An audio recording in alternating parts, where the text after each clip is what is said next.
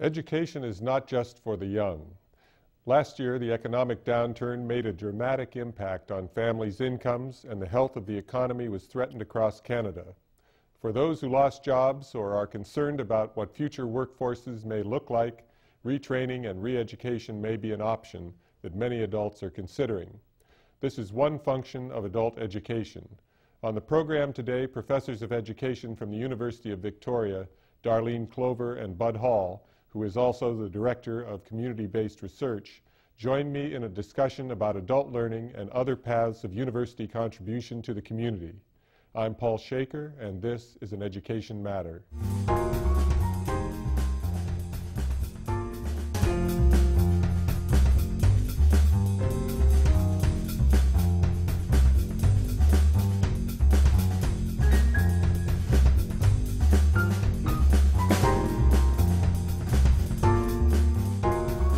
Welcome, Darlene and Bud. You know, a lot of people may not have a clear idea of how adult education differs as a subdiscipline in education generally. So I thought we'd start the program by talking about what adult education is. Darlene, would you give us some descriptors? That's a very interesting question because it is a very broad field. It's a very broad area. So I would perhaps I'll talk a little bit about the components of it, and then Bud can add a few things. But there is within adult education, there is adult basic education, which is basically adults going back to school to finish high school. That's one component. There is also adult literacy, which is learning to read and write. There is continuing education, which people go into continuing education courses. They can be courses of interest or upgrading courses. There are skills training courses as well, where people are learning to use computers. And there are other forms of adult education, and that's primarily where I come into it. And these are spaces in which we use education as a tool to address certain kinds of issues. Now, this could be unions that are developing workshops and different spaces of learning to address issues of racism. Or they can be women in communities using the arts as a tool to try to bring community together to talk about how to make change. So there are spaces of communication and dialogue, and they're contributing more to active citizenship, to people becoming more engaged in their lives and their communities. So there's a reform element to it, from what you're describing. There's a social justice and social change and transformation aspect to adult education, which is more the area that I'm interested in promoting. It's a little bit more difficult to understand. It's much easier to understand education if you put them into an institution or into a classroom. I watched something the other day where they were herding sheep, and they were herding sheep in a corral. Everyone understood that. Then they were herding cattle on the open field, still very clear, and then they were herding cats. And that's more what that kind of education is like, because their adults are there committed to try to make some kind of change in their community, but no one is forcing them to stay there. There are no certificates or credentials given out, but it is a way of trying to build and grow your community and learn and challenge your own assumptions against the assumptions of a group and try to come to some kind of change.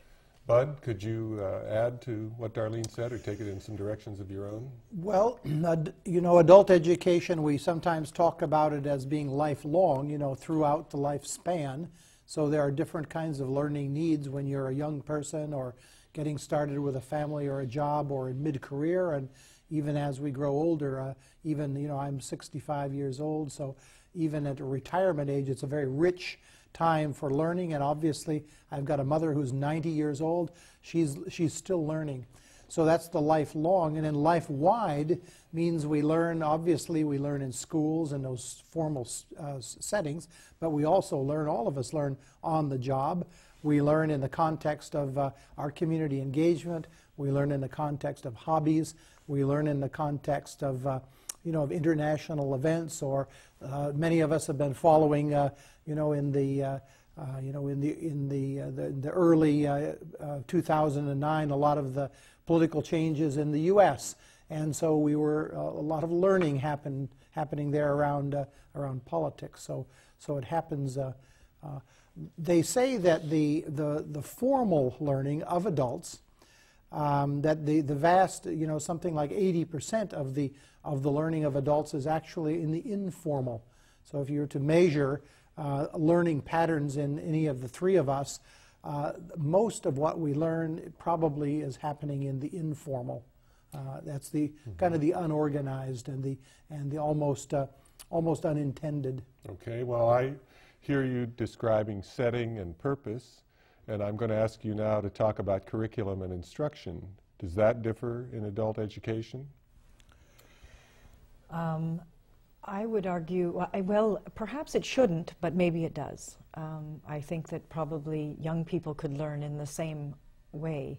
But one of the things with adult education is most of the learning, other than skills training and things like that, and even those do to some extent, is to start with where the learner is at and to use real life experiences and the real knowledge and the person's knowledge as a basis for moving forward. So beginning with what people know and then adding pieces of information to this to build on what they know and help them make connections with that, and then the dialogue within the group of making sense and meaning of what people know, the new information coming in, and what other people are knowing. And so it's building and circling around in terms of the dialogue, and that's predominantly. And the curriculum is, it can have a curriculum focus in that you are trying to put something across, you're trying to teach some content, but a lot of the content is based on what people know already as they come into that classroom, and that's what you pay a lot of attention to, is what they know, how they know it, and how you can help them make sense out of that and move forward with that knowledge and build. Well, just like special education, sometimes we just say the need is there so clearly for excellent methodology that we deliver it there, but it would be good for everybody to receive excellent methodology. Yes. Adults, I think, demand acknowledgement of their life experience, perhaps, and then we build on that. And more active engagement as well. Yes. And as Darlene's saying, that in terms of the approaches to, the instruction, when you look at the kind of instruction in adult education, so much of the emphasis is on group learning, different ways of people working together, whether in smaller or larger groups, so that group process. In the 60s, when there was a lot of emphasis on kind of humanistic psychology and all those group process kinds of things, adult education, some of the great figures in adult education like Roby Kidd or Malcolm Knowles in the U.S. Roby Kidd is a Canadian adult educator, Malcolm Knowles an American.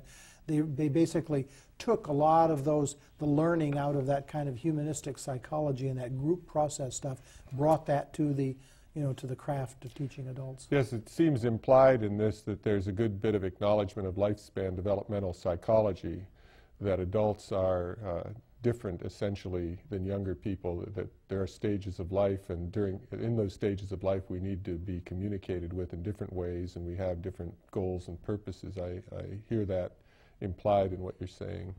There's quite a stream of, in adult education, in the academic field of adult education, of both research and teaching, that is built around that whole stages, how adults learn throughout their lives. And as you say, at different times in your lives, when we're, entering into a relationship, or we're exiting a relationship, or, our children are leaving home, or there's been a death of a loved one, all of these different kinds of stages in our lives trigger, they create an opportunity and a need within each of us for some kind of learning, and so there's a lot of attention to, to these stages in life as well. Yet people don't think of going to education to get them through transitions in life, but that they may be going to university to get, like, our Masters of Arts and Liberal Studies or Liberal Arts, but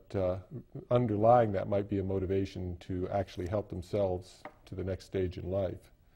Very interesting that I would say in the 1980s and 90s, there was a huge return to, particularly to graduate programs in adult education in the United States and Canada by women who were re-entering the workforce. They had been at home, they had raised the small kids, and they, for a lot of different reasons were wanting to re-enter the workforce, and they were coming in, but they were also coming in because it was a time when they were re-examining their own role in their own family and their own role in society. So they were, in fact, coming to graduate school, but in that learning that they thought was sort of skills-oriented or job-oriented, they were finding that it was a space of enormous personal change, and as we know, historically, an enormous time for change, for women in our society. Darlene, this sounds like that category that we were talking about in your definition that had to do with social justice and renewal. Would this be where this fits?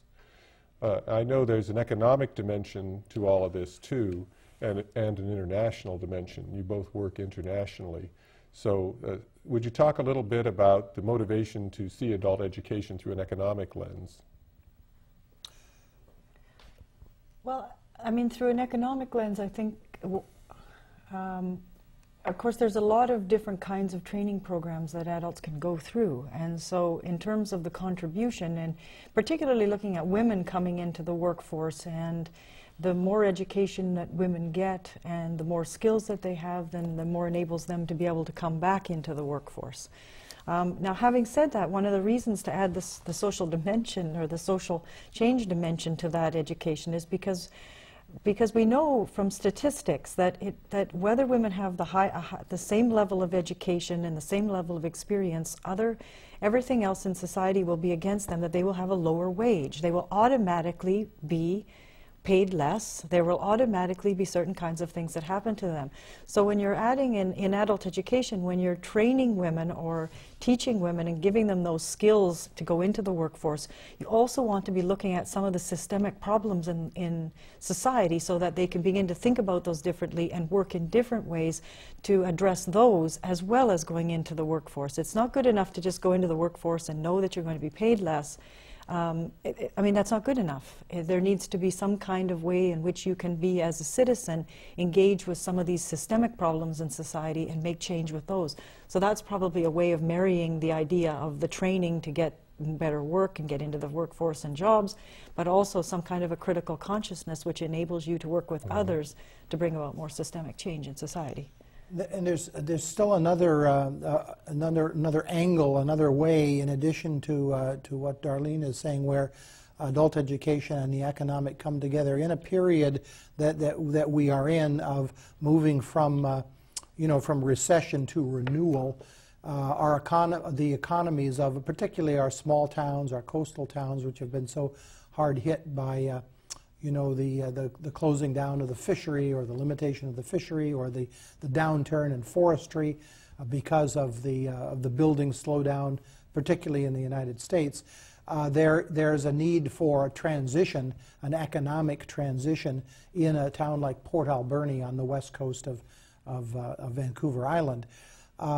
In the way that the town of Port Alberni is tackling this is by bringing people together from different sectors and looking at what the assets are in that town, so that not expecting miracles coming from the provincial government or even the federal government, but looking at what the assets are in that community, and there are many, and then creating a learning environment for the the sports fishermen to interact with the people that have got the bed and breakfast industry, to talk with the people in the mill, the pulp and paper mill that's there, to talk with the transportation people, to so that they can learn to work together to strengthen, and this kind of stuff we call community economic development, to build that community economic infrastructure such that the quality of the economic quality and the well-being of the community will be such so that it becomes attractive for the larger scale investment, either development or industrial or forestry or whatever that might come into it. So it's got a very direct, there's many ways in which paying attention to the learning dimensions, you know, really can work on both a social justice as well as an economic side. We'll be right back.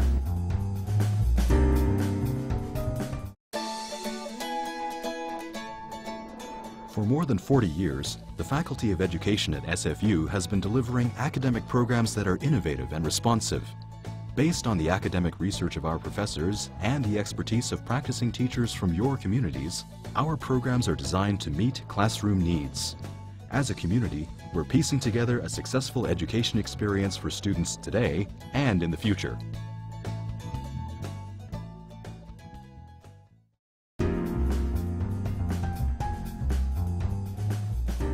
Our topic today is community and university collaboration. Darlene, we've laid out the field of adult education in the first segment of the program to some degree, and now I wanted to dig down into some of the specific areas of research that you're involved with. They're very interesting to me, and I think they will be to our viewers. So would you talk a little bit about some of the specific research projects you've been involved with in recent times? Well, one of the research projects that I was involved with just recently was working with a group of street-involved women in downtown Victoria, and we were using the arts as the tool for dialogue. So the work that we were doing was not about creating the arts, although we did create arts, but it wasn't about art education and learning how to make art, although that was a byproduct that they did end up learning how to make arts. But it was to use the arts as the medium for discussion. And we wanted to talk about issues of health and violence, because many of the women were on the streets because of violence. And so the idea was to create artworks to address these issues amongst the women and amongst ourselves, to be able to talk about them, but in particular to create a medium which could carry the message of what it was like to live on the streets in what the women called a non-confrontational way. So this was be a familiar and a very gentle way to create something for the audience to be able to talk and engage with them around homelessness. So, for example, they created a quilt on homelessness and what it was like, the meanings, what it was like to be homeless. And then we curated an exhibition of these and had about 800 people come through the different exhibitions to be able to engage with the issue of homelessness, but in a non-threatening way and not in a non-combative way, but through the arts. Very interesting. Well, in my last position in California, we had a traveling exhibition of the trials done in photography and journals about the trials of gay students in secondary schools. And it was so extremely moving, you know, that we had it in the hallway of the education building, and it affected so many people broadly. I know in your education building in Victoria, you had the project where you made native art. Wonderful project. We had a project when we hired Lorna Williams as the professor of Aboriginal education. She went through our building, which looked like most all of the other university buildings, and she said to us, "I see nothing that would welcome, you know, an Aboriginal student here." And we said, "No, we'd be happy to have some Aboriginal art. You know, let us know how, you know, what you'd like us to do." And she thought about it and came with this idea of a project to create a welcoming pole, a welcoming and protection pole, you know, in the lobby. And she did it in such a way, we hired 2 master carvers as adjunct professors, and Aboriginal students and non-Aboriginal students, about 45 of them, worked together on carving, learning the ceremonies, learning all of the protocols, and carved together under the direction of the master carvers, and eventually installed that in a remarkable ceremony where about 300 people from all of the First Nations communities came to the Faculty of Education to welcome that pole to that building. I can still smell the cedar walking in the building. It was wonderful. And I think it's a good illustration of the way we as educators see the total person. We see the different cultures, and we try to make environments that work for all these different elements. Now, Darlene, I understand you're also working with women politicians in some way. I am, very much. I have an international project of looking at women, how women learn to become politicians in Canada and India. And you may think that there's quite a few, you may think this is a strange combination, but in fact it's not. India and Canada, while there are vast differences, there's an awful lot of similarities as well. So we're interviewing different women about how they've learned to become politicians. We're looking specifically at in these informal spaces, how people learning experientially by speaking to each other, reading newspapers, on-the-job learning, and non-formally, which are organized. We just came from the local government leadership academy where they were training new politicians who are coming in, and the Women's Campaign School in Vancouver is another space where they are encouraging women to go into politics at the local level, because the biggest difference is in that India, they have a quota system for women at the local level, and we have no such thing here. So they have a quota system of 33% at the local level of bringing women into power. And one of the things we want to challenge is this idea that you are born a leader, and that you should choose the best, often man, when we're talking about politics, for the job. But these are women in India who could neither read nor write in the beginning, and they had not worked outside of the home. And suddenly, because of a quota system, a reservation system, they're in power. And so through education, these women are now able to read and write, they're moving forward, and they're running for the non-reserved seats, and they're winning them. So not only the quota seats are women, but some of the states have up 40 to 45% women. So education is making a huge difference. Well, I think you illustrate a theme that surfaced in this program and over a year that we've been doing it, is that educators can't leave well enough alone.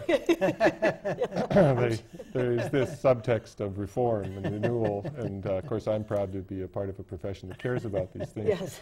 Now, Bud, you've been reformed and renewed because you're in charge of community university engagement at University of Victoria. Yes. So your career has gone off into an area that's related to adult education, but is not explicitly adult Yes. education. And I'd like everyone to hear about what this office and your Yes. project involves. Well, about 2 years ago, the University of Victoria created something called the Office of Community-Based Research, and we have there's three mandates there. One is to support faculty and students who would like to be involved in community-based research.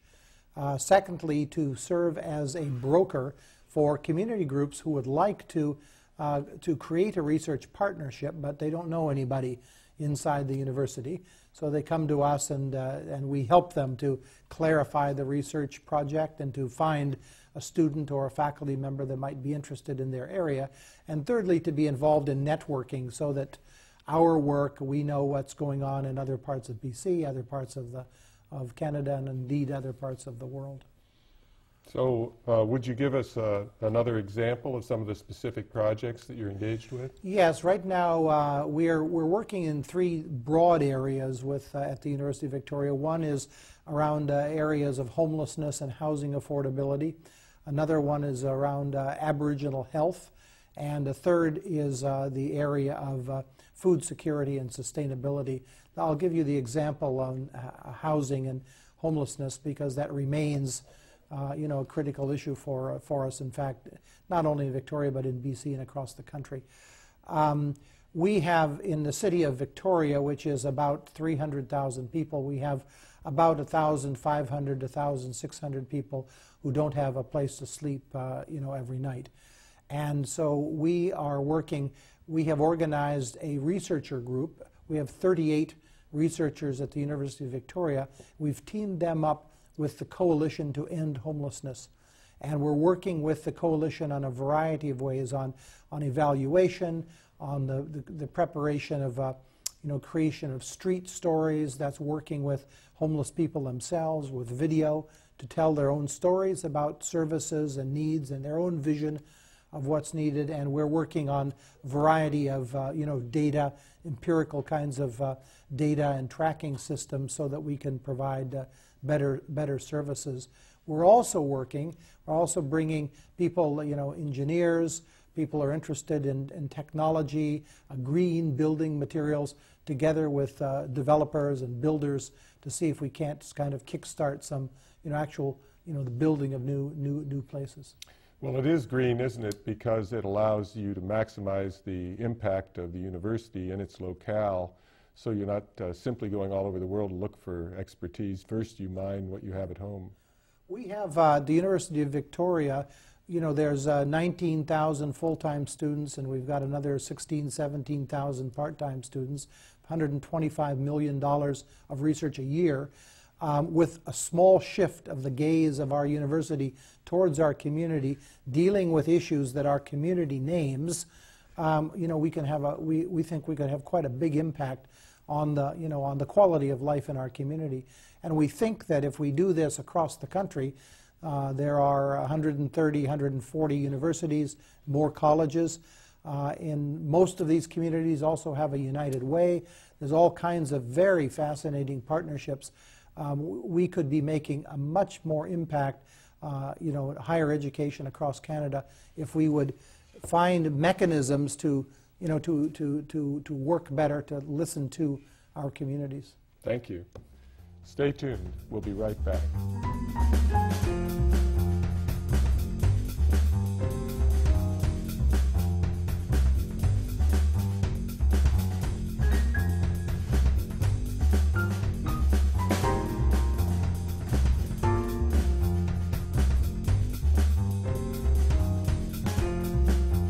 Education is a vast enterprise. It can be said that 1/4 of all our people are engaged in education each day, either as students, educators, or support staff. When we look more deeply at this institution, we find creative and specific responses to societal issues by our schools and universities. Adult education is one such enterprise, and one that contributes to society on humane and economic grounds. Through this and other community-oriented activities, educators also engage in social justice initiatives. By better understanding education, we can get a sense of how our societal vision is carried forward by the profession and its institutions. Our diverse society benefits from the cross currents of the professions and what they see as their mission to fulfill, whether material or spiritual. Thank you for watching Your Education Matters.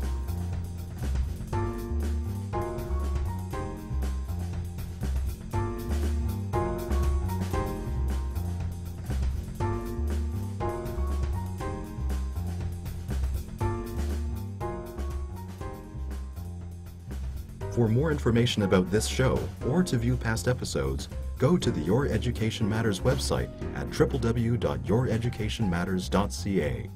The views and opinions presented in this program are not necessarily those of all faculties, staff, or administration at SFU.